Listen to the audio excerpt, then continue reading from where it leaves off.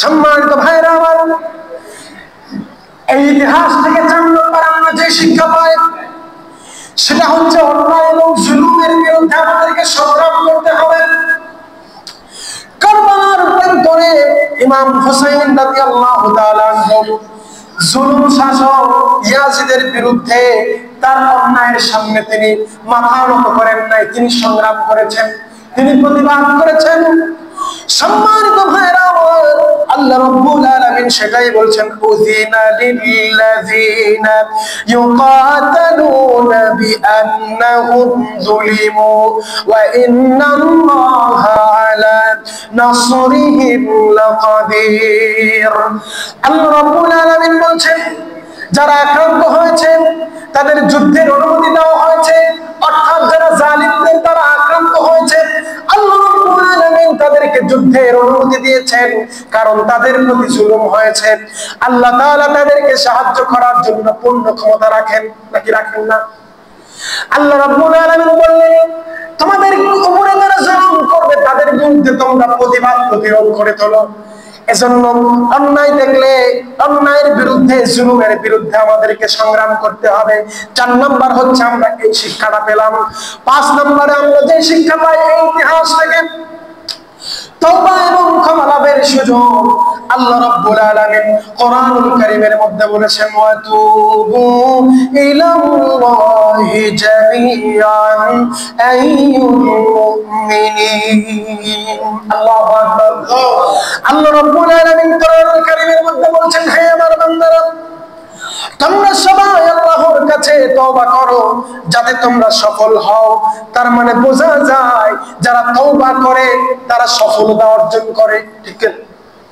সম্মানিত ভাইরা আমার, আশুরার এই দিনে মুসা আলাইহিস সালাম তার জাতিকে মুক্তি দিয়ে আল্লাহ রাব্বুল আলামিন তাদের জন্য ক্ষমা ও রহমতের দরজা খুলে দেন। এ থেকে আমরা শিক্ষা পাই আল্লাহ তার বান্দাদের তওবা এবং দোয়ার মাধ্যমে মুক্তি দেন।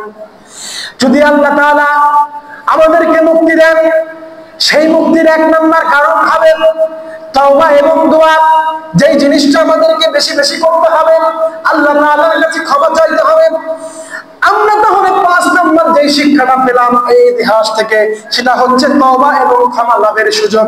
6 নম্বর আমরা যে শিক্ষা পাই, নিয়ামতের শুকর আদায় করো। কি করা? যারা বলেন মনোযোগ নাই আপনাদের। কার নিয়ামতের শুকরিয়া আদায় করবেন? কার? আল্লাহর নিয়ামতের শুকরিয়া আদায় করবেন। আল্লাহ রাব্বুল আলামিন কোরআনুল কারীমের মধ্যে বলছেন, ফাযকুরুনি আযকুরুকুম ওয়াশকুরুনি ওয়ালা তাকফুরুন। আল্লাহ রাব্বুল আলামিন বলছেন, তোমরা স্মরণ করো, তোমরা আমাকে স্মরণে রাখো, আমাকে স্মরণ করো, আমি আল্লাহ তোমাদেরকে স্মরণ করব। আল্লাহু আকবার। আল্লাহ বলছেন আমাকে স্মরণ করো, আমি আল্লাহ তোমাদেরকে স্মরণ করব। এমন একটা কথাই বলে আল্লাহ তাআলা বলছেন যে বান্দা তুমি আমাকে স্মরণ করো, আমাকে স্মরণ করো, তুমি বলো করো না কেন, আমি আল্লাহ তোমাকে স্মরণ করব। সম্মানিত ভাইরা আমার, আল্লাহ তাআলা শুধু এটাই বলেন নাই, আল্লাহ তাআলা বলছেন তোমরা আমার প্রতি কৃতজ্ঞতা প্রকাশ করো। কৃতজ্ঞতা প্রকাশ মানে কি? শুকরিয়া আদায় করো। আল্লাহ তাআলা বলছেন তোমরা আমার নিয়ামতের শুকরিয়া আদায় করো এবং আমার নিয়ামত অস্বীকার করো না। আল্লাহর নিয়ামতের অস্বীকার করা যাবে? তাহলে আমরা 6 নম্বর যে শিক্ষাটা পেলাম সেটা হচ্ছে নিয়ামতের শুকরিয়া আদায় করা। 7 নম্বর আমরা যে শিক্ষাটা পেলাম সেটা হচ্ছে আল্লাহর নির্ধারিত সময় এবং সিদ্ধান্তের প্রতি আমাদের সম্মান প্রদর্শন। আল্লাহ তাআলা সিদ্ধান্ত নিয়েছিলেন যে এই পবিত্র 4 মাসে কোনো যুদ্ধ করা যাবে,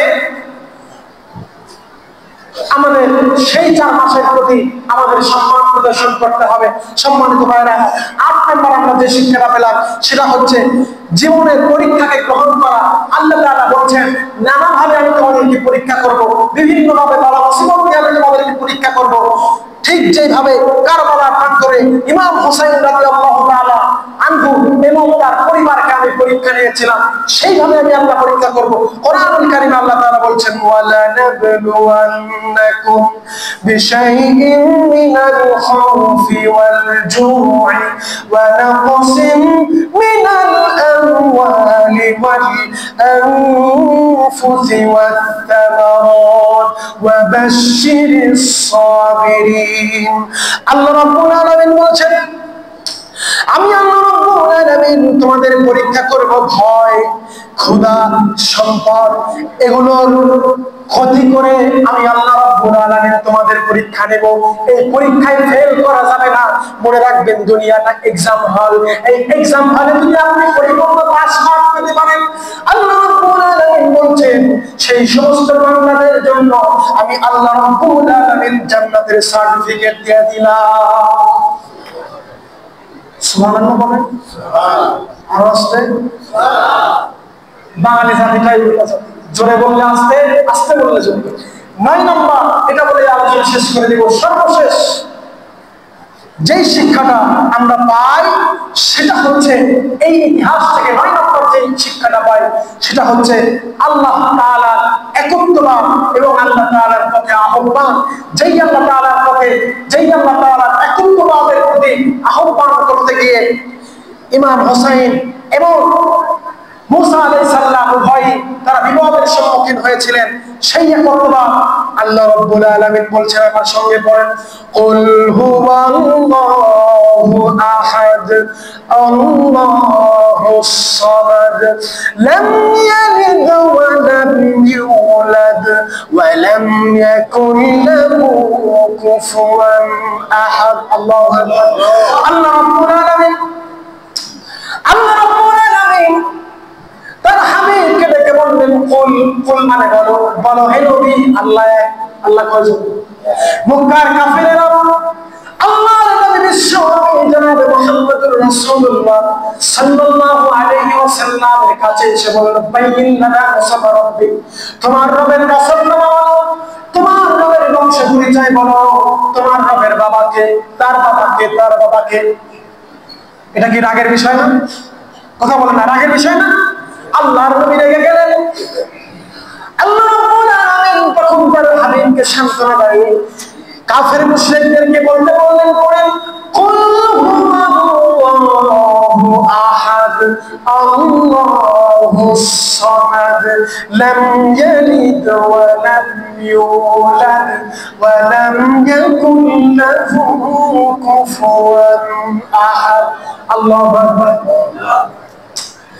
আমার আল্লাহ পরিচয় যদি কেউ জানতে চায়, আমার আল্লাহর একত্ববাদ সম্পর্কে যদি কেউ জানতে চায়, তাহলে এই সূরাটা থেকে শুনিয়ে দেবেন আমার আল্লাহর একত্ববাদের পরিপূর্ণ বর্ণনা এই সূরার মধ্যে আছে না নাই? আল্লাহ তাআলা বলছেন, আল্লাহ তাআলা বলছেন তিনি কারো মুখাপেক্ষী নন, তার কাউকে প্রয়োজন হয় না, বরং তাকেই সবার প্রয়োজন হয়। ঠিক কিনা? আল্লাহকে আমাদের কোনো প্রয়োজন আছে? কথা বলেন না, কোনো প্রয়োজন আছে? আল্লাহর কোনো প্রয়োজন নাই, বরং আমাদেরই আল্লাহ তাআলার প্রয়োজন আছে। এজন্য এই যে শিক্ষাগুলো আমরা অর্জন করলাম 1 থেকে 9 নম্বর পর্যন্ত, আমরা যে শিক্ষাগুলো জানলাম এই ইতিহাস থেকে, সেই শিক্ষাগুলো আমাদেরকে বুকের মধ্যে ধারণ করতে হবে।